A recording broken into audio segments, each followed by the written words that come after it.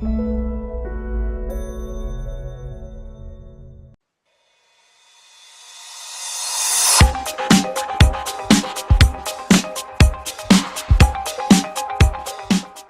can be the role of private players when it comes to lending to SMEs, MSMEs, and how significant do you think it is to support MSMEs financially? Sure. So I think few very interesting things have happened in the last 3-4 years since the revolution, I would call, of digital lending. So you have a lot of companies, young companies, startups today, as well as larger private players that are attacking different niches within the SME lending space.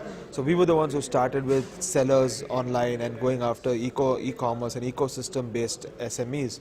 But similarly, you have a lot of traditional organizations that have developed unique underwriting models to go after SMEs that are, let's say, in tier 3, tier 4 towns, and actually develop interesting underwriting models to actually really provide them loans when the banks typically don't do anything within that space, right?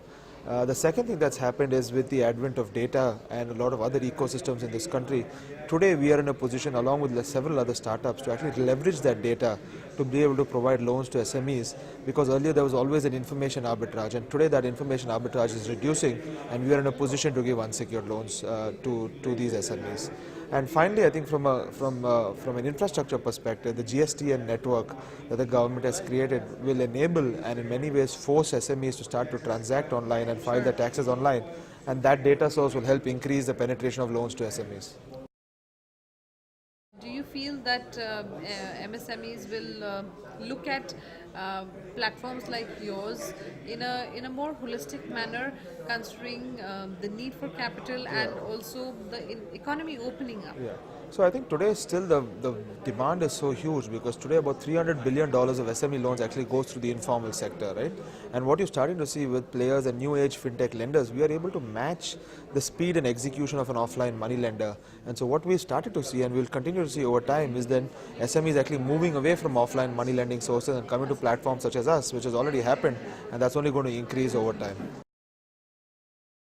With respect to lending as as an activity in itself, I want to know from you. You know, it's a tricky business. It is. How do you do your facts and checks? So that's in many ways the interesting piece, or what I would call the USP of the business, right? Is how do we decide which borrower is credit worthy? So we look at a combination of different data sources, some traditional data sources like your bank statements, your bureau scores, but at the same time we've come up with interesting data sources like partner and transaction level data from e-commerce players. We look at psychometric and demographic scores, and a combination of these data sources and along with their sort of digital footprint created through social media gives us a holistic score as to whether a person should get a loan or not.